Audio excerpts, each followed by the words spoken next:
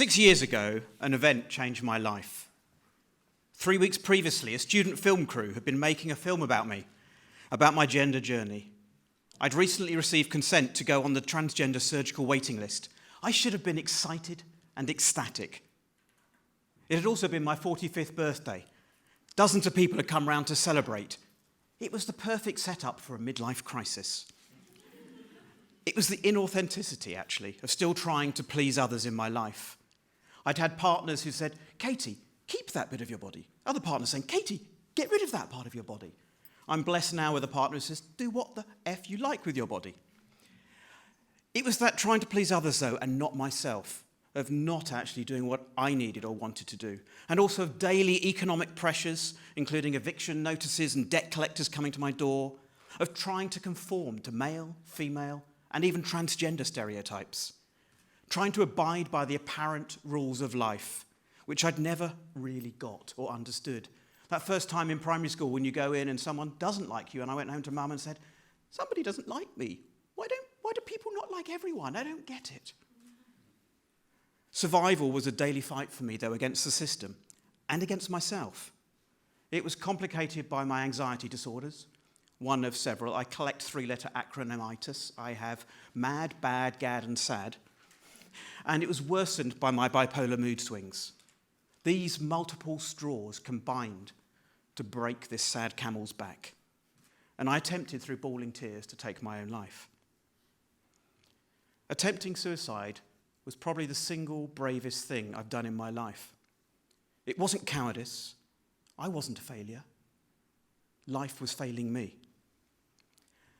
Ironically, my OCD saved me, and a long-standing friend and neighbour next door who interrupted me at 2 a.m. in the morning trying to complete my exit strategy. Subsequently, another friend then kidnapped me and fed me my favourite comfort lasagna and took me for long walks on the beach with her dogs. And then after a week, two things happened. I forgave my friends for actually stopping me killing myself, and I finally wanted to live again. My mental health still haunts me. I live in an uneasy compromise with it, with its toils, with its troubles. I make deals with it. I barter with it. I do much better than before. I'm off my meds and I love it. However, I have to live in the moment, in the current 24 hours, in order to keep going, in order to survive at all. I have a form of bipolar that can last for days, weeks, or months in a particular mood, made particularly worse during winter when the light goes. That seriously affects me. But it also can last minutes and hours, and it can rapid cycle between highs and lows, bypassing anything in between. When I'm high, I'm fearless and irresponsible, and hyper-flirty. When I'm low, I have chronic anxiety. 5 minutes in the right company, and those can switch around completely. I'm unpredictable unless you know me. Then I'm predictably Katy. That's why this talk will reflect where I am right now, not last week, and planning ahead is an impossibility for me. 2 years ago, I had a tumour removed. It was a gender tumour growing on my brain. Oddly, the site of the surgery was elsewhere. I nearly chickened out, but the anaesthetist knocked me out just as I was wanting to run. It was a psychological and physical relief, though, and something I have not for a moment regretted in the last 2 years. The gender dysphoric pressure on my mind was gone.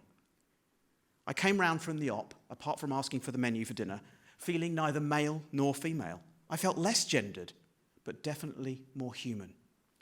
My very existence feeling like an act of rebellion against the gender binary. These two events, 2 years ago and 6 years ago, have moulded me, my mental health and my gender identity.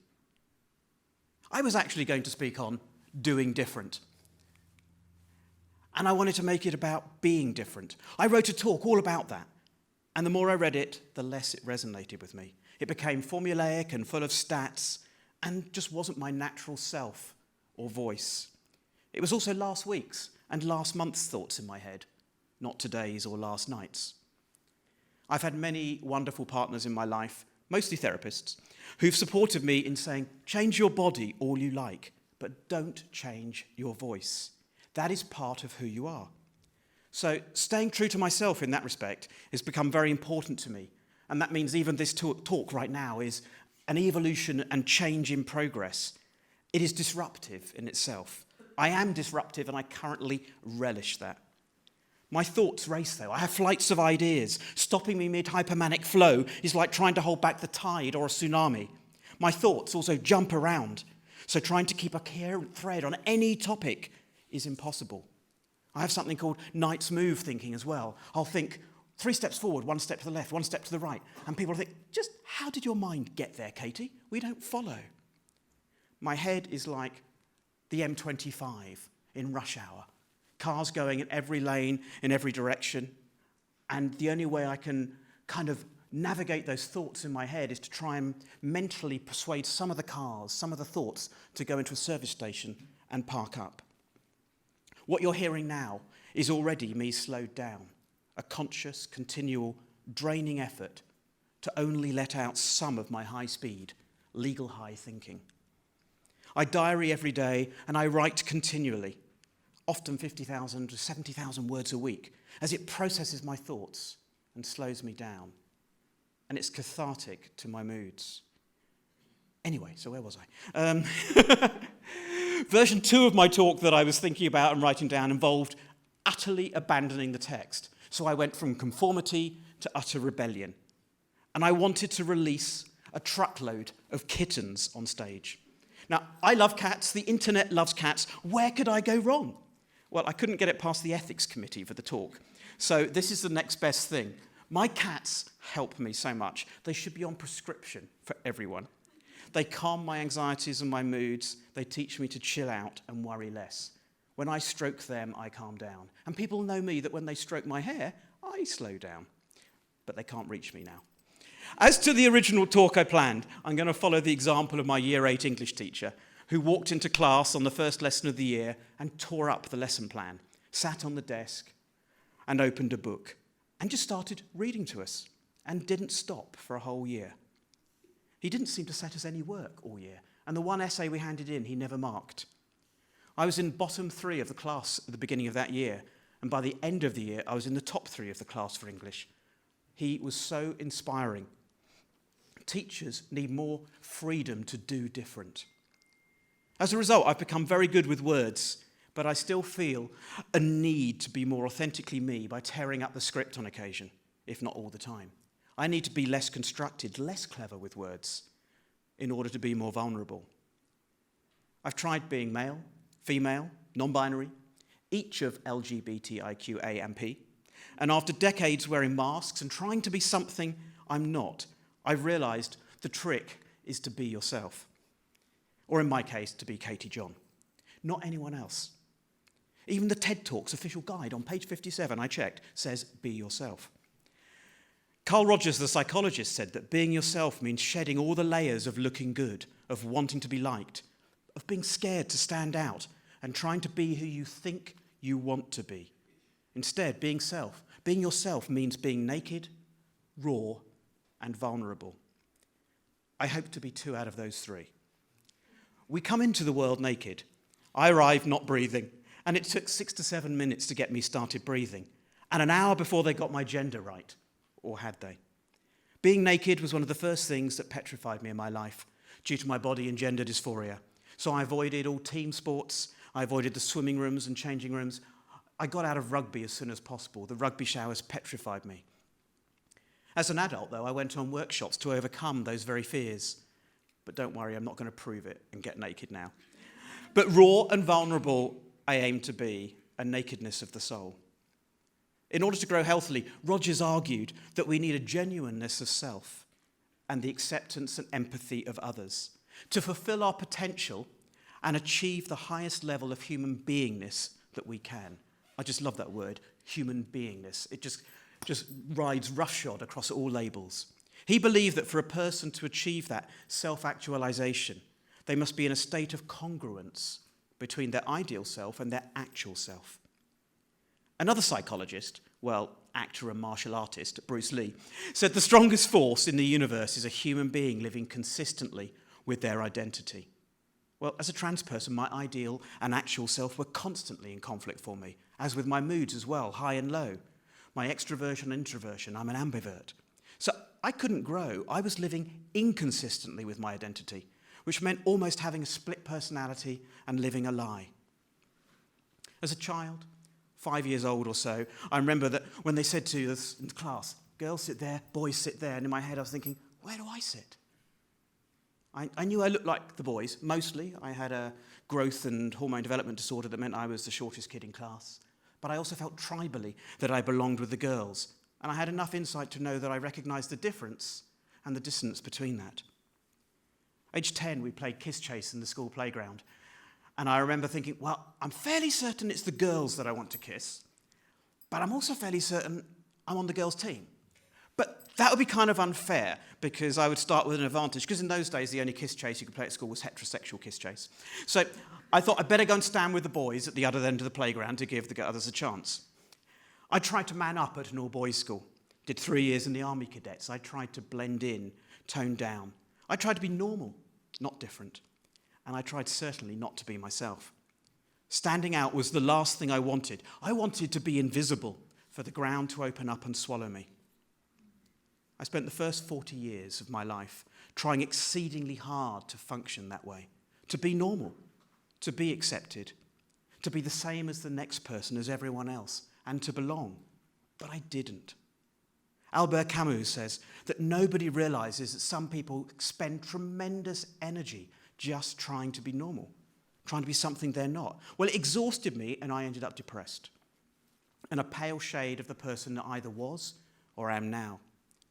Lana Wachowski, one of my heroes, one half of the amazing Matrix and Sense8 sisters, says that normal is something that does not have to be defined for you, but rather by you. But like heck, I wasn't ready to define anything. I was afraid of losing my faith, my family, my friends, and any hope of a future partner. And so I stuck my head below the parapet and married a psychiatrist. Well, if you've ever put a bottle of wine in the oven to chill it, because it's freezing, because I have no central heating in my house, and forgotten it, then you'll understand what happens next. In the straitjacket of that marriage and gender role, my cork eventually burst out. And the wine went everywhere. Divorce, debt, and disaster ensued. Doors were slammed in my face. I lost friends. I was thrown out of my church. I ended up in therapy, out of the frying pan and into the fire. I'd previously tried religious prayer and deliverance to rid myself of, well, myself. But that had obviously failed. My transgender demon was a stubborn squatter in my soul. I asked my therapist if she could help me stop being transgender. She said no. But she could support me on my journey to being myself. And she recommended a book, and it was the best book I never read. It was called Feel the Fear and Do It Anyway by Susan Jeffers. I read the cover and tried to take it literally. Okay, there's a small lie, because I still feel fear, and it took me another 5 years to come to terms with who I was. My actual psychiatrist, one of several I have, told me that I was the most reluctant transsexual he'd ever met, and he was dealing with 50 to 60 transsexuals a year.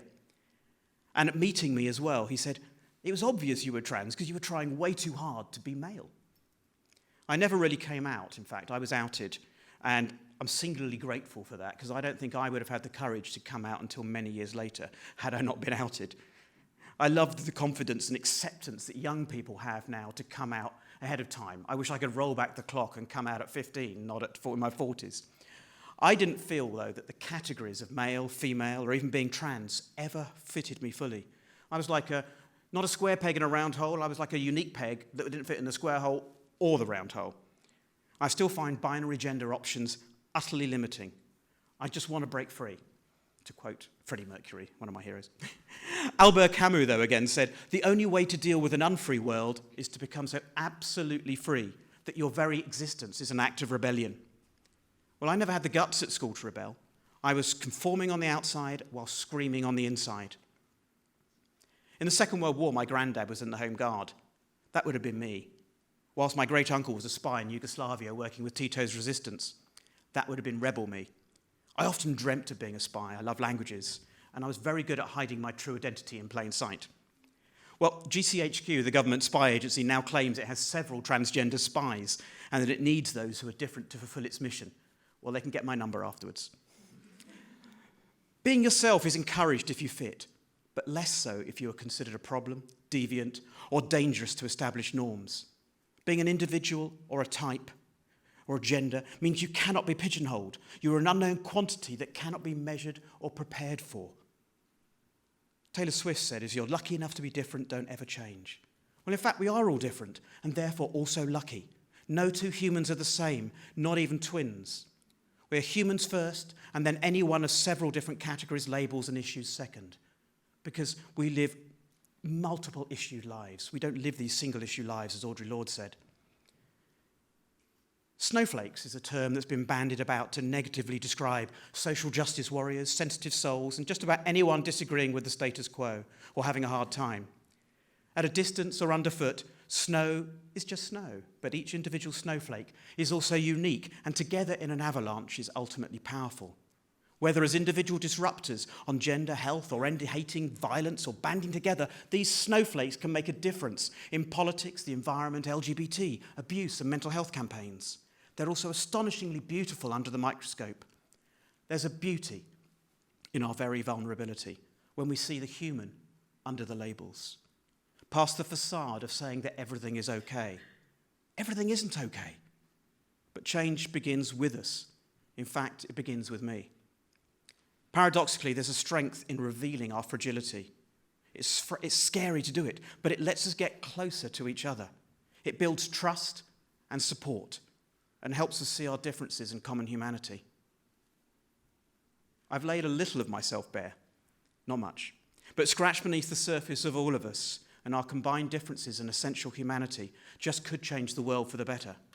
So my encouragement is to embrace your difference, because in so doing, you are hugging yourself and changing the world one person at a time. Only you can live your own life. Don't imitate, individuate, and innovate. Be authentically you. You're beautiful, and I spell that be you to the full. Thank you.